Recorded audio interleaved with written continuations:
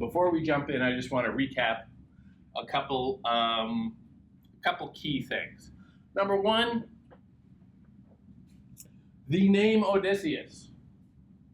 We have defined in the past, in Greek, largely means the hated one. The hell of a name to slap on a kid, but you know, we'll get there. But because of some of the quirks of the Greek language, it can also mean the one who hates. It's a little active-passive language quirk there. And I want you to bear that in mind as we go through the final chapters of the Odyssey. Another name that will be becoming more significant as we enter these last chapters, books, is Antinous. Who is Antinous?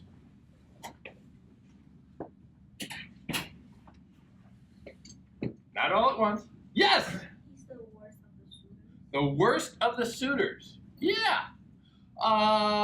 Well, worst is a strong word, but it probably fits. He is kind of a de facto leader among them. He is often stirring up the most trouble among them. He seems to be the guy who is coming up with all the plans for how to kill Telemachus in those first 4 books. He's a sneaky little shit.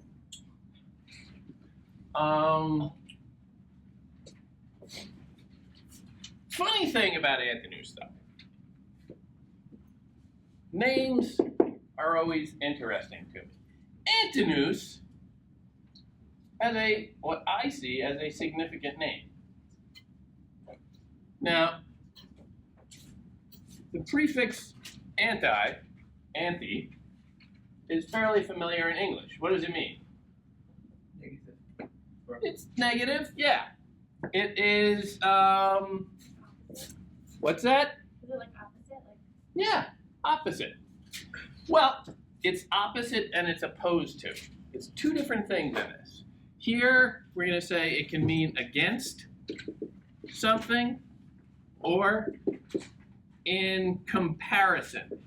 Not necessarily opposite, but just set side by side.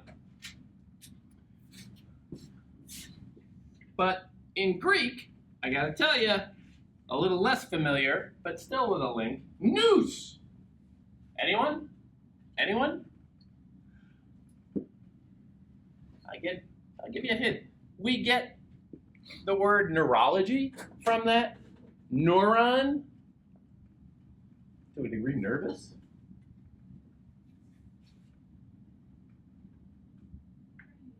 The brain, the mind, more than anything. As we read this epic wrapping up, and especially as you see Antinous as sort of the leader de facto of the suitors, the chief bad guy, in opposition or in comparison to Odysseus. Now, Odysseus, we are told repeatedly, is polymetis, always thinking. Antinous is also, in his ways, always thinking. But what are they each driving for? What are their ambitions? What are they thinking about? What do they hope to achieve by their thinking? These things are key. What? Power, glory. Power, glory, yeah, sure. We'll get there. Red Bull, huh? Yeah. Yeah. I hate to break it to you, it's not morning anymore. A couple other key terms that are especially significant moving forward. Nostos in Greek meaning homecoming. This whole last section is the homecoming of homecomings. Odysseus has been driving towards this throughout.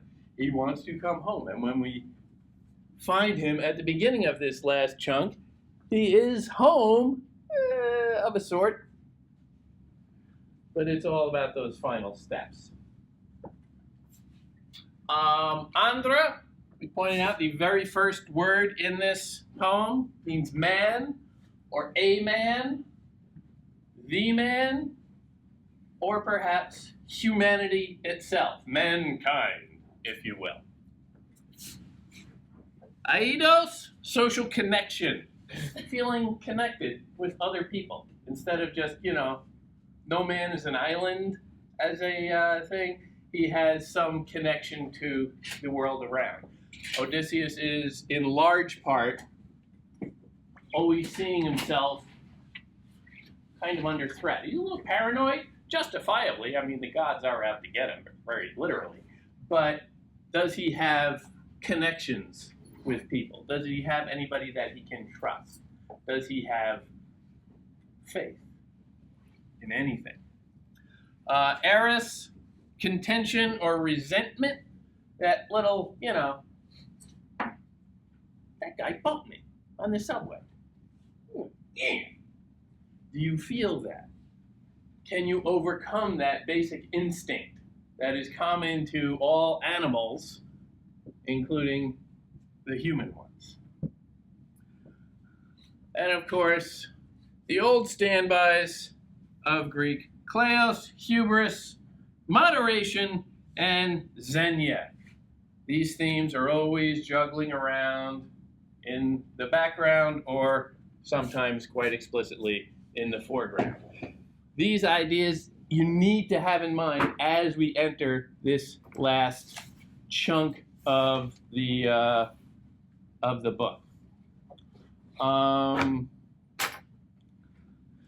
Because, well, for many reasons, but up until this point, the story kind of wanders all over the place, There is no clear trajectory of the story beyond a vague notion of Nastos. He wants to come home. But think about it. The first 4 books, Odysseus isn't even really there. And then the next 4, he gets freed. He has to go and knock around with the Phaeacians for a couple of books. And then he's telling his own story for another four books there. And he's wandering all over the place there. The story is sort of zigzagging in a somewhat chaotic way. But once he gets back home, which is where we find him today, the story is very straight. There is that single trajectory towards reestablishing himself as king and punishing the suitors. That's it. Now, he has been told, and we have been told throughout, that this will all happen. This is fate. It's a question of what little wrinkles can pop up along the way. The end is fated. What happens between now and then, well, that's kind of up to him. Which, of course, is not hard to see the analog in life and death. We're all going to end up a certain way. What we do with our time until then is a little more important. Okay, book 17. He has revealed himself to his son. He has established himself in the hut of his slave, Maius, the swineherd. And he has developed a plan with Athena for, all right, what are we going to do? How do we get back at the suitors? How do we reinstall me in my rightful place? And more significantly almost, how do we know who to trust? This whole section is, well, it's a continuation of what he's been doing throughout, which is testing people. He doesn't trust anyone. He's always testing them. Because he is polytropon, always turning things around in his head, always seeing the consequences, always judging, well, how do I want to play this? Even when his son enters the hut, he does not immediately come out and say, "Son, my boy!" No, he sits back and starts to test him. You really resent the suitors being here, son? A real king probably wouldn't. Maybe you secretly want them to be here for some reason. He's trying to smoke out disloyalty, insubordination. He is more than a little paranoid. Again, perhaps justifiably, but it's a troubling character trait. So in 17, we get this series of little way station scenes where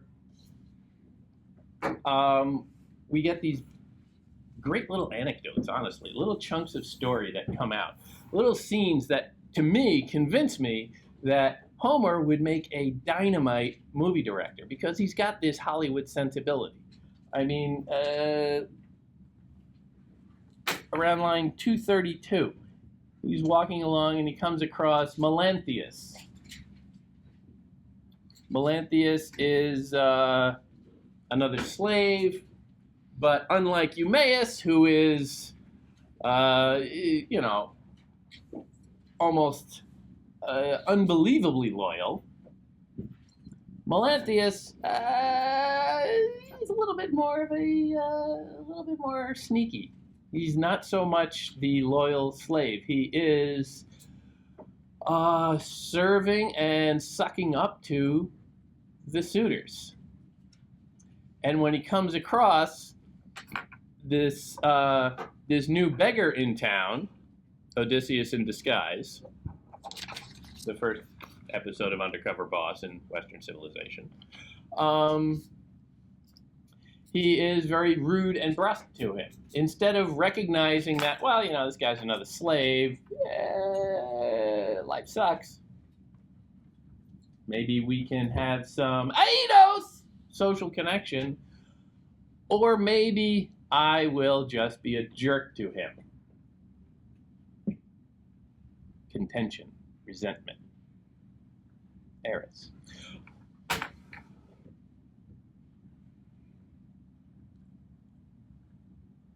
On seeing them, he spoke abusively, in brash, offensive language that enraged Odysseus. This is like line 220, my page 516.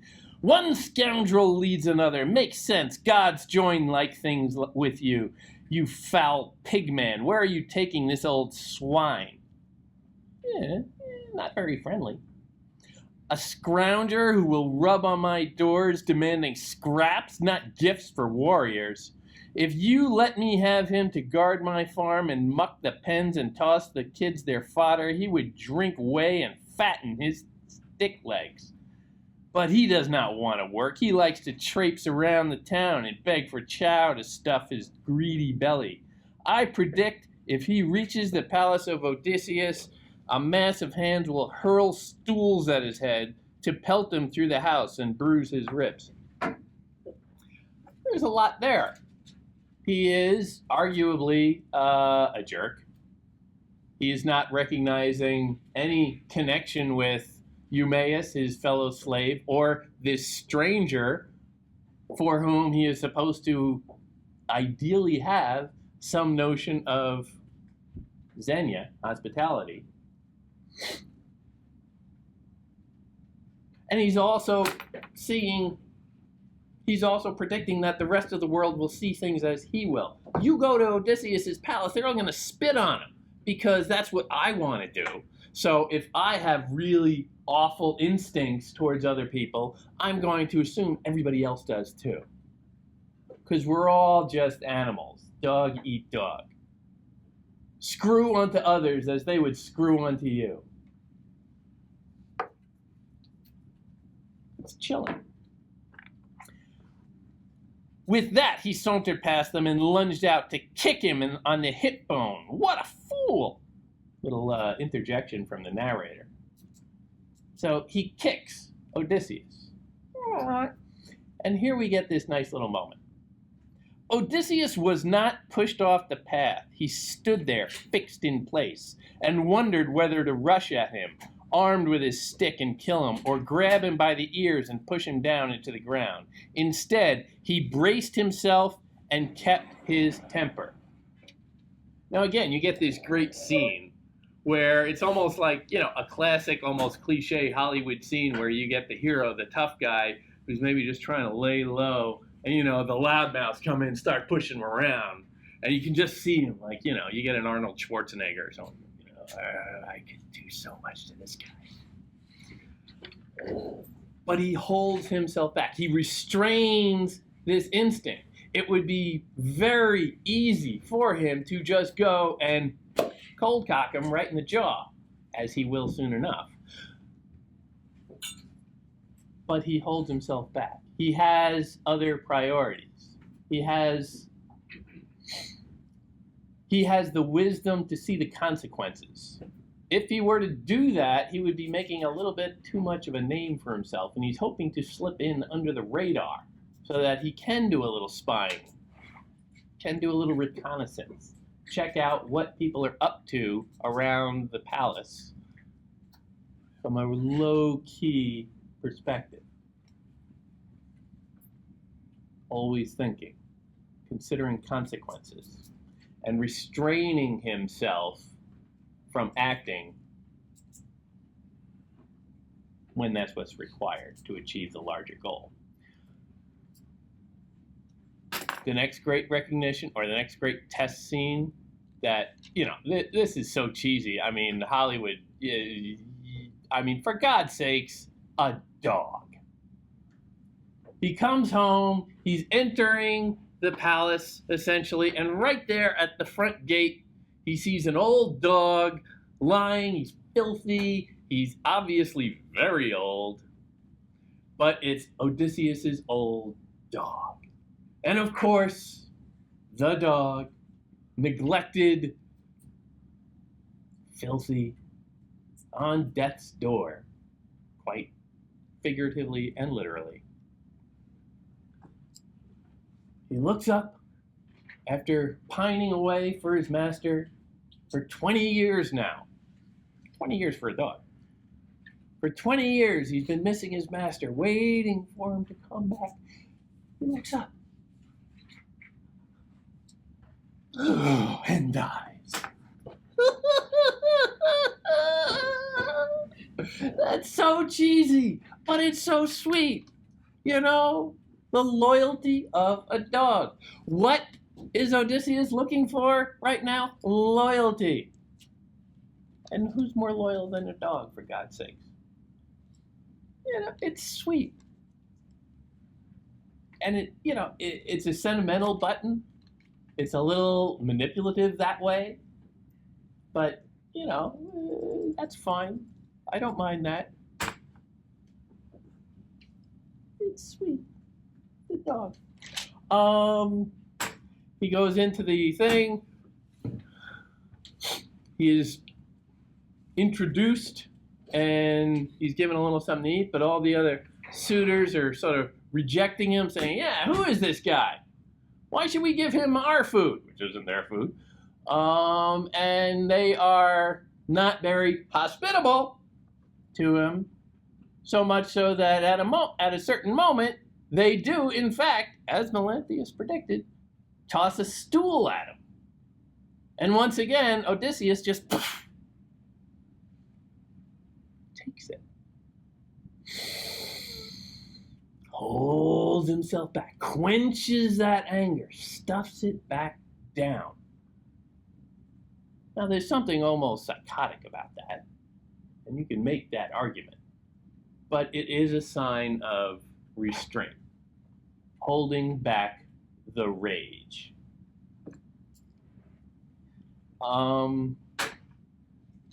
He comes back in.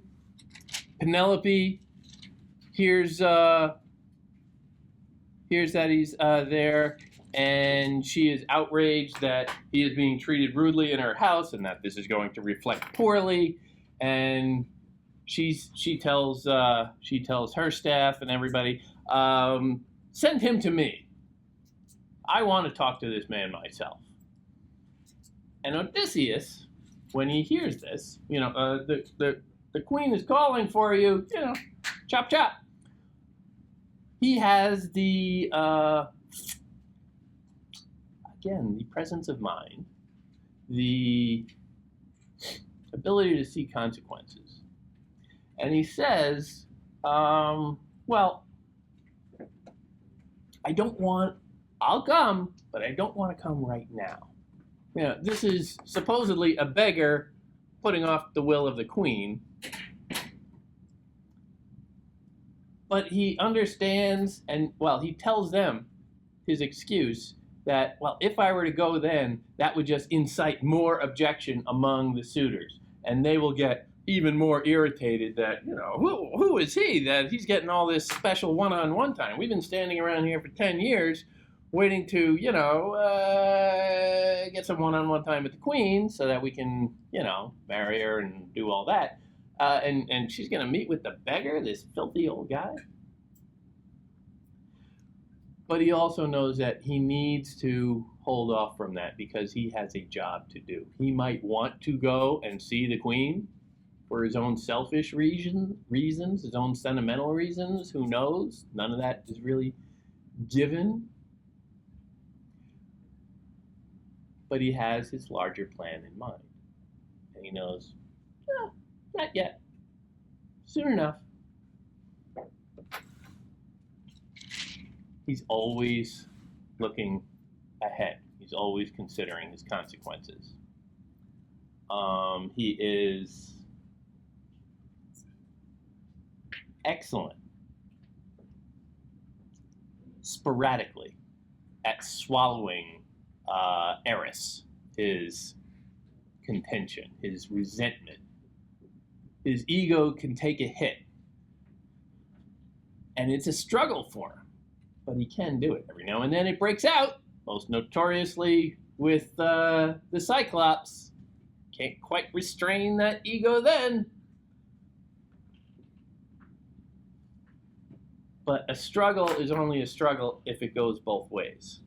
He does give in to ego sometimes. Other times, you can feel him swallowing it.